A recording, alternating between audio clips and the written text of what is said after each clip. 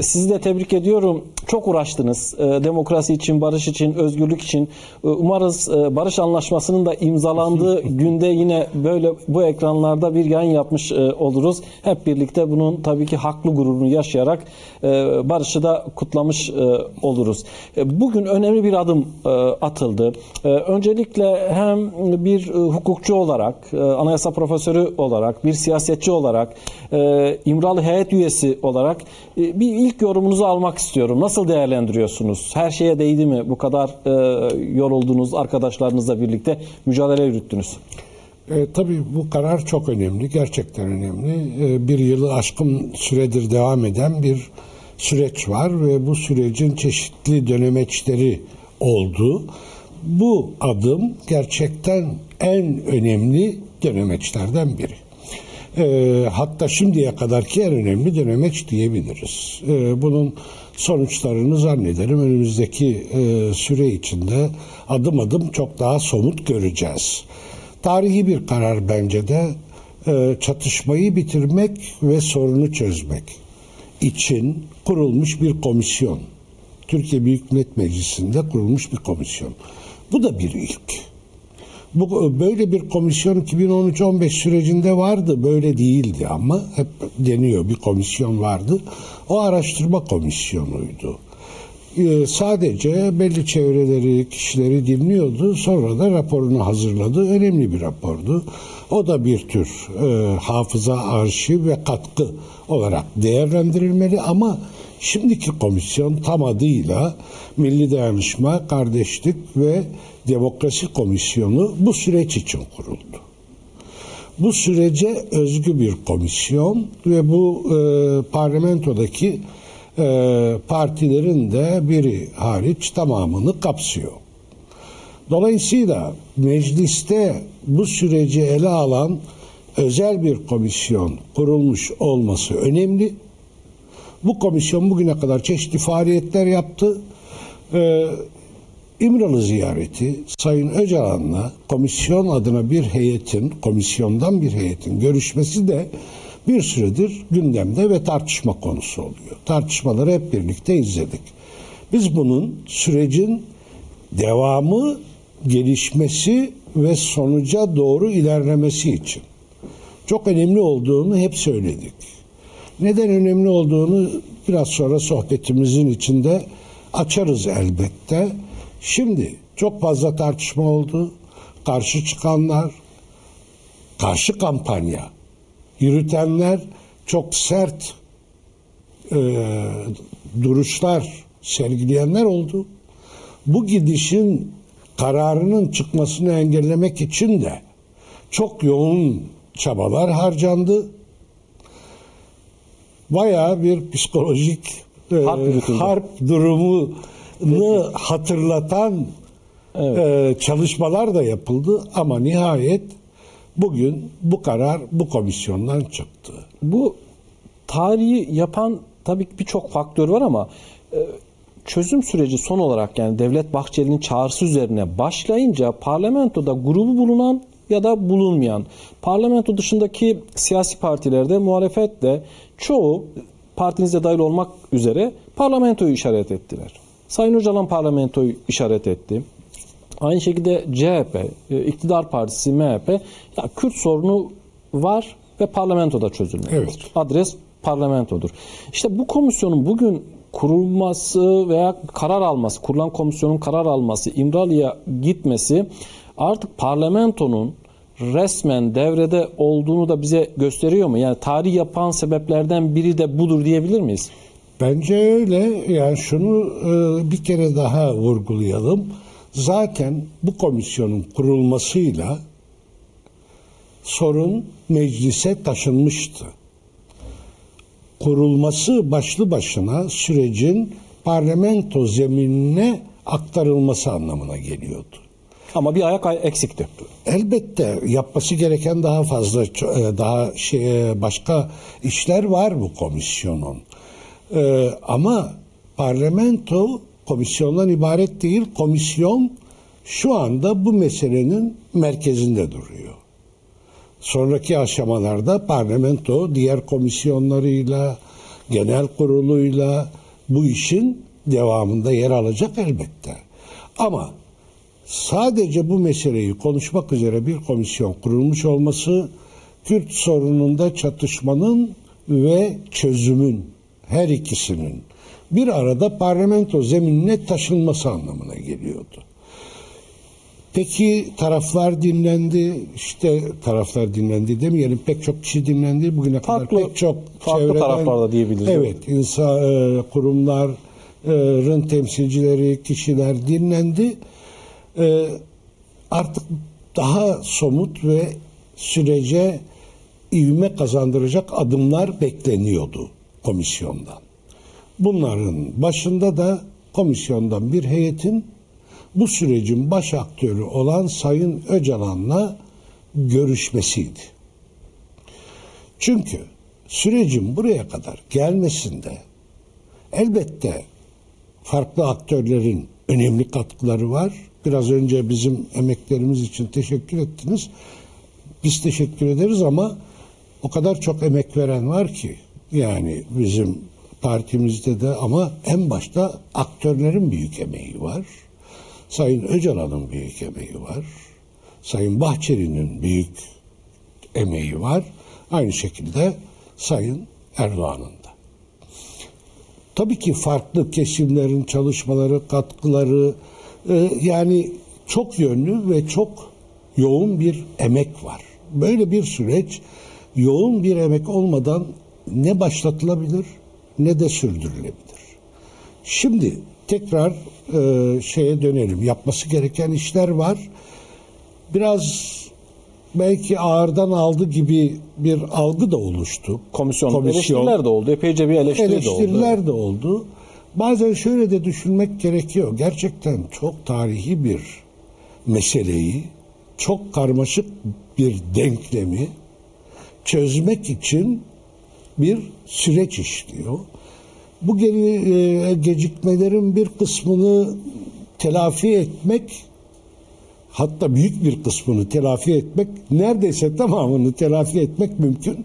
Yeter ki çok fazla gecikmeden gerekli adımlar atılsın. Şimdi gecikmeme uyarısının sebebi de şu, bizler de diyoruz. Biraz hızlanmak gerekiyor. Biraz sonra söyleyeceğimiz somut adımları atmak gerekiyor. Dememizin temelinde şu var. Hassas dengeler üzerinde yürüyen bir süreç söz konusu ve bu sürecin rahatsız ettiği kesimler var. İçeride, dışarıda, bölgede çeşitli güçleri rahatsız eden tarafları zaten var bu sürecin. İzninizle etkileyebilir. Evet, izninizle bunu biraz erteleyerek bunu da konuşalım. Çünkü bu uyarılar son derece önemli. Hem Sayın Öcalan, Cumhurbaşkanı, aynı şekilde Sayın Bahçeli de zaman zaman açıklamalarda bulundular. Yani süreçle ilgili bir an önce bunun tamamlanması gerekiyor.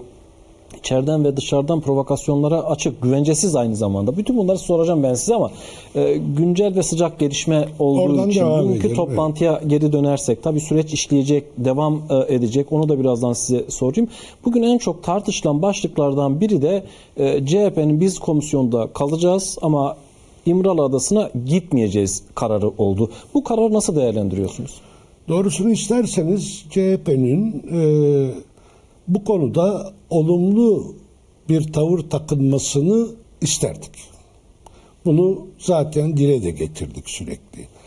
CHP'nin bu karara katılmamış olması ve komisyona üye vermeyeceğini de açıklaması talihsiz bir yaklaşım bence. Çünkü bu kadar derinlere inen bir sorun, Kürt sorunu ve 40 yılı aşan çok büyük acılar, yıkımlar yaratmış bir çatışmanın çözümü söz konusu. Türkiye'yi dönüştürme potansiyeli yüksek bir süreç. Aynı zamanda Orta Doğu'daki dengeleri etkileyeceği kesin. Şimdi böyle bir süreçte kurucu aktörler arasında yer almak CHP'nin yapması gereken şeydi. Yani CHP'den beklentimiz bu kadar önemli bir sürece eleştiri yapabilir, yöntemde eleştirileri olabilir, bazı konularda itirazlar da ileri sürebilir ama kurucu aktörler arasında yer almaya devam etmeliydi.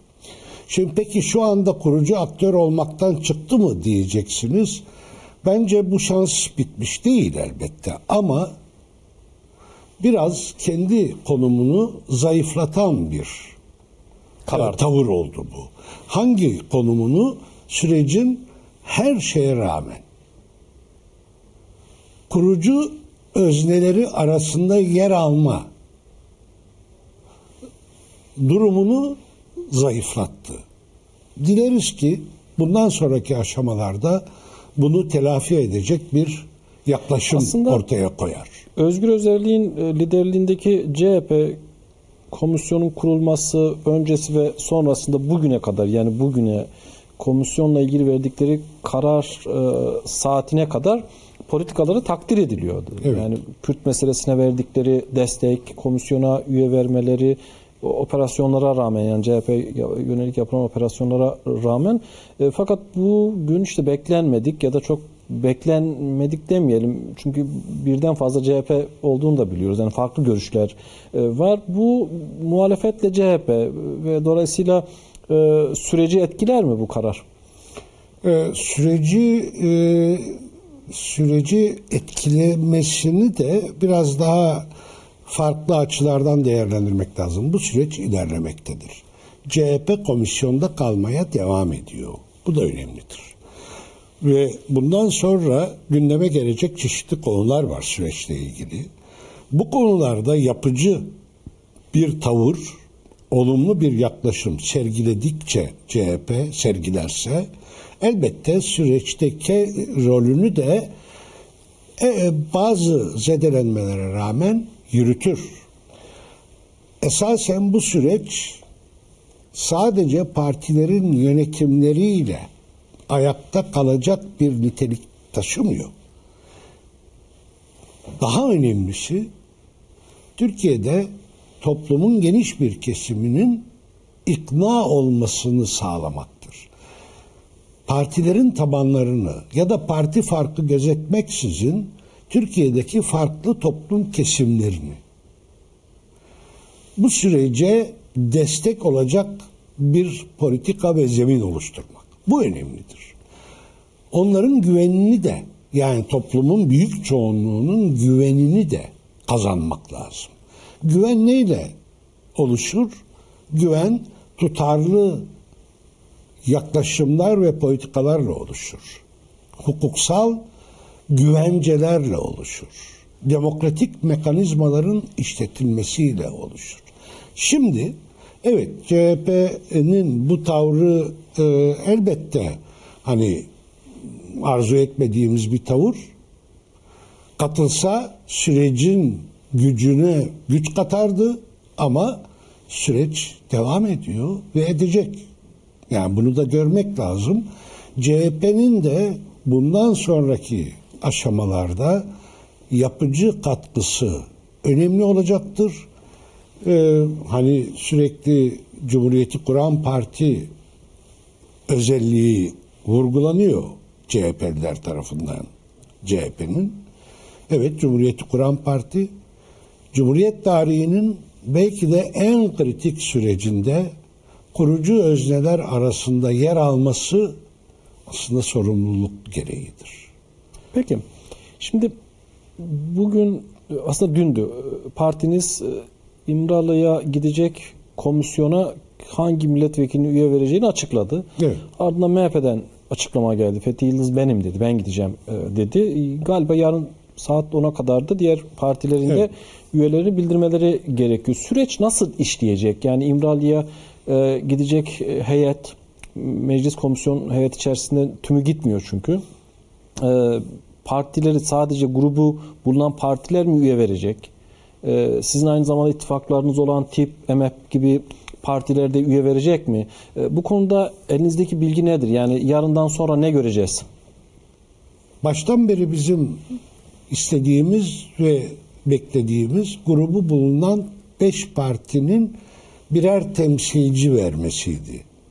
Yani İmralı'ya gidecek komisyon heyetinin en az 5 kişiden oluşması gerektiği yönünde fikrimiz var.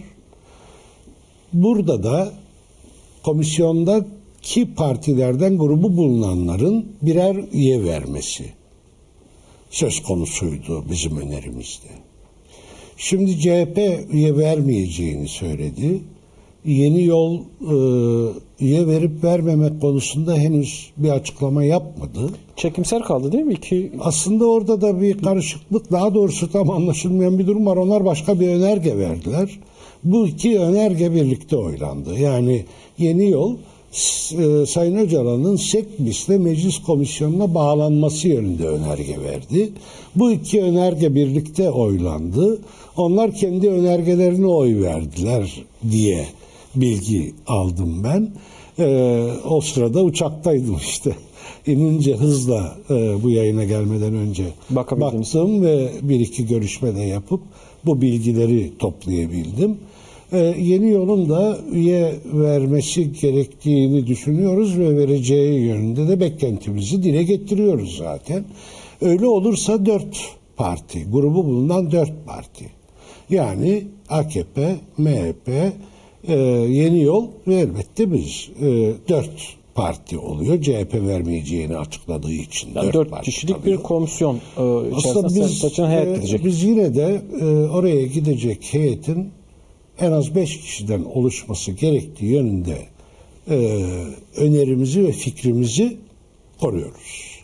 Yani CHP gitmiyorsa grubu bulunmayan partilerden birinin temsilcisinin bu heyete katılması doğru olur.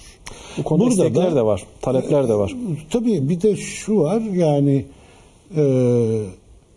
komisyonun İmralı'ya bir heyet göndermesi kararını destekleyen partilerden olacak elbette bu üye. O zaman geriye 2 parti kalıyor esas olarak. DİP ve HMEP. Tam bir bilgi var mı bilmiyorum elinizde. Büyük olasılıkla yani yarın isimler açıklandıktan sonra nasıl bir prosedür izlenecek? İzinler mi alınacak? Adalet Bakanlığı süreci mi işletilecek? Bunlar nasıl olacak? Hızla halledilebilecek şeyler elbette. Yani Adalet Bakanlığı'ndan izin çıkması yani bir saatlik iş. Sonuçta parlamento resmi görevlendirdiği bir heyet elbette, olmuş oluyor. Şimdi parlamento heyeti bile olsa, milletvekili bile olsa, Adalet Bakanlığı bir cezaevi ziyareti için resmi statüsü cezaevi olan bir yerin ziyaret edilmesi için resmi izin alınması gerekiyor. O izinler dediğim gibi bunlar çok basit işler. Aslında Adalet Bakanı da açıklamıştı o konuda yani. Yani zaten Adalet Bakanı'nın hani izin vermeme gibi bir durumu söz konusu olmaz. Ya bu konuşulacak bir mesele. Yok, süre ne kadar alır? İzin meselesi değil, hazırlık yani meselesi. Süre hazırlık meselesi hazırlık ne kadar meselesi aslında istenirse en kısa sürede 1-2 gün içinde de gidilebilir. Tahmininiz nedir? Ne kadar sürede komisyon üyeleri gidecek? Ben bu sürenin çok uzayacağını sanmıyorum. Benim tahminim en fazla hafta başına kalır. Yani bugün işte Cuma, hafta sonu geliyor. Hazırlıklar yapılır. Yarın üyeler bildirilir. Belki kendi aralarında toplantı yaparlar. Belki işte meclis başkanıyla bir toplantı yaparlar. Bunları meclis başkanı da kendisi belirler. Sonra da tabii lojistik diye bir şey var. Yani siz karayoluyla bir yerden bir yere gitmiyorsunuz. İmralı'da bir adaya gidilecek. O konuda da hazırlıklar tamamdır denecek. Yani ilgili yerler, evet hazırlıklarımız tamam, biz gidebiliriz. Aslında yarın da gidilebilir, öbür gün de gidilebilir. Yani ben 3-4 gün içinde bu ziyaretin gerçekleşeceğini düşünüyorum. Bu ziyaretin gerçekleşmesiyle birlikte ne göreceğiz? Yani sonuç itibariyle sonuçları olacak bunun. Hem çözüm sürecine, hem Türkiye siyasetine, demokrasiye, bundan sonrası için Türkiye'nin nasıl bir yola gireceği, süreç devam ediyor. Yürüyen bir mesele. Konuşuyoruz ve konuşmaya da devam edeceğiz ama kritik bir eşiğin aşılması için de önemli bir ziyaret olacak. Evet. Siz İmralı'ya da gidip geliyorsunuz. Evet. Sayın Öcalan'ın orada verdiği mesajlar da oluyor. Bir kısmını kamuoyuyla paylaşıyorsunuz. Evet. Buradan da yani yola çıkarak bu ziyaretle birlikte sonuçları ne olacak? Siyasete nasıl etki yapacak? Sürece nasıl etki yapacak? Bunun sonuçları. Şimdi bir defa komisyonun bugün bu kararı almış olması ve bir heyet oluşturup İmralı'ya gidecek olması gerçekten sürecin ciddi bir ivme kazanmasını sağlayacaktır. İzleyicilerimiz elbette biliyorlar ama biz yine de çok kısa hatırlatalım. Yani bugüne kadar gelmesi de inisiyatifi çok büyük ölçüde Sayın Öcalan aldı. Sorumluluğu da üstlendiğini belirterek çok kritik kararlara imza attı. 27 Şubat çağrısı çok önemli bir çağrıydı. Barış ve demokratik toplum çağrısı. Yani 50 yıla yaklaşan bir geçmişi olan örgütünü, 41 yıldır silahlı mücadele yürüten örgütünü, sadece silahlı mücadele yürüten bir örgüt değil, aynı zamanda pek çok alanda faaliyet gösteren çok büyük bir örgütü feshedilmesi için karar alınmasını istedi. Bu çağrıyı yaptı.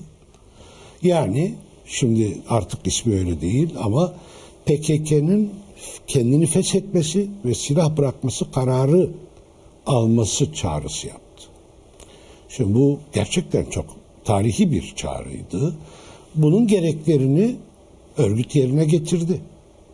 5-7 Mayıs kongresiyle yerine getirdi. Sayın Öcalan'ın iradesine bağlılığını göstermek ve kendisinin de bu konuda örgütün de kararlı olduğunu ortaya koymak için 11 Temmuz'da Süleymaniye yakınlarında silah yakma merasimi düzenlendi. Bunların hepsi önemli. Devam etti bu süreç. Sonra biliyorsunuz 26 Ekim'de Türkiye'den geri çekilme oldu. Sabri Ok açıklama yaptı.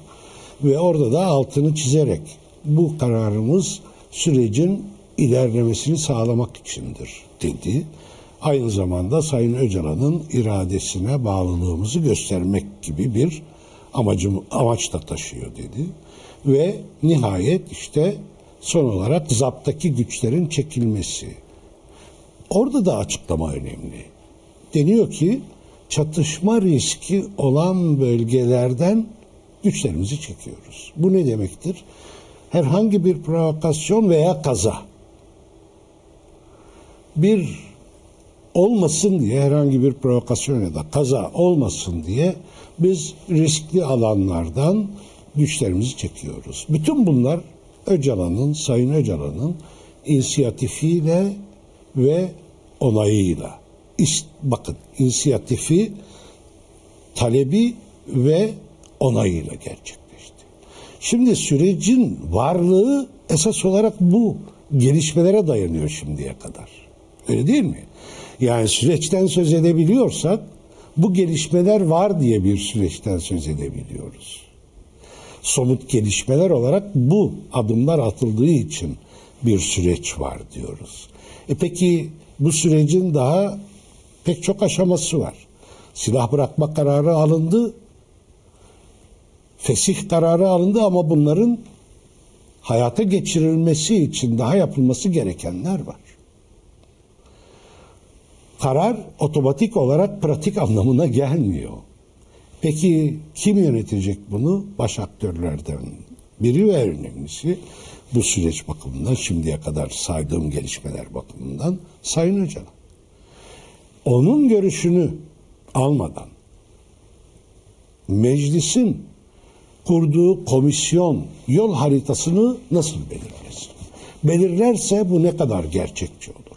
Sürecin ruhuna ne kadar uygun olur? İşte bu sorular aynı zamanda hangi gelişmelerin yaşanacağını bize bir şekilde gösteriyor. Yaşanması gerektiğini bir şekilde gösteriyor. Bundan sonra komisyon raporunu yazacak. Şimdi yanlış anlaşılmalar oluyor bazen. Sanki komisyon kendisi kanun yapacak. Hayır, bu komisyon kanun yapacak yetkilere sahip bir komisyon değil. Çeşitli düzenlemeleri hukuksal ve siyasal bir perspektifi ortaya koyacak. Yani sürecin bundan sonraki gelişimi bakımından hukuksal ve siyasal adımların ne olacağına dair bir rapor hazırlayacak. İzninizle. Evet. 2 soru sorayım. Hemen sürecin ikinci aşamasından söz edelim. Ona geçelim. Çünkü orada da konuşmamız gereken epeyce bir başlık var. Kafalarda epeyce karışık işin doğrusu. Dediniz ki yani bugüne kadar Sayın Öcalan'ın attığı adımlarla süreç bugüne kadar geldi. Bundan sonrası için artık böyle olmaması gerekiyor. Yani bunu tamamlayacak adımların da atılması ve Ankara'dan beklenenler de bu. Aslında Sayın Devlet Bahçeli söylemişti. Yani kuş tek kanatla uçmaz. Bunun hakkını da teslim etmişti. Yani Ankara'nın da artık bu kanadı takması gerekiyor kuşa. Siz hem Sayın Erdoğan'la hem Sayın Bahçeli ile görüşüyorsunuz. Sayın Öcalan'la görüşüyorsunuz. Farklı çevrelerle bir araya geliyorsunuz. Dolayısıyla buradan da yola çıkarak bundan sonrası için komisyon İmralı Adası'na gidip döndükten sonra Ankara'dan somut adımlar görecek miyiz? Sebebi şu, sizin tabanınızda dahil olmak üzere Kürtlerde sürekli biz adım atıyoruz fakat Ankara adım atmıyor. Bir güvensizlik de var. Bu komisyonun İmralı'ya gitmesi bu bakımdan da son derece önemli. Evet. Yani bir rahatlatma da aslında sağlıyor bana göre. Buradan bir değerlendirme yapabiliyor misiniz? Evet, söyleyeyim. Yani somut gelişmeler bekliyoruz. Yani İmralı'ya gidiş somut bir gelişmedir ve önemli bir adımdır. Bunu tekrar hatırlatalım, altını çizelim. Peki bundan sonra elbette sürecin devamı bakımından yapılması gereken çok şey var. Ama acil yapılması gerekenler arasında Sayın Öcalan'ın yaşam, çalışma ve iletişim imkanlarının düzeltilmesi gerekiyor. Neden gerekiyor? Bu süreçteki rolünü oynayabilmesi için şartlarının buna uygun hale getirilmesi için. Şimdi bu konuda da gelişmeler bekliyoruz açıkçası yakın zamanda. Elbette kanuni düzenleme gerektirmeyen, herhangi bir yasa değişikliğine ihtiyaç göstermeyen adımlar da hızla atılabilir. Hasta ve yaşlı mahpusların bir an önce serbest bırakılması. Bu aynı zamanda güven arttırıcı adımlar oluyor. Evet ve burada da aslında herhangi bir kanuni düzenlemeye gerek yok. Ayrıca infazı yakılanlar var, uzatılanlar var. 30 yıl, 31 yıl, 32 yıl yattığı halde hala içeride tutulanlar var ve çok hakikaten anlamsız gerekçeler. Nedir o gerekçeler? Yönetmelikte hani iyi hal şartı var ya, onun da yorumunu şöyle yapıyorlar. Ben örgütten ayrıldım. Ben işte artık örgütle bir bağ sahip değilim diyecek. Ya örgüt kendini feshetmiş. İşte 30 yıl yani yattıktan sonra bunu soruyoruz. Hani bu tür hakikaten akla sığmayacak uygulamalar var. Bunların bir an önce düzelmesi ve değiştirilmesi, bu durumun değiştirilmesi gerekiyor. Sanırım bu konuda da yakın zamanda gelişmeler yaşanacak. Ve sonrası biraz daha geniş bir mesele ve daha ayrıntılı bir konu, hukuksal düzenlemeler meselesi. Şimdi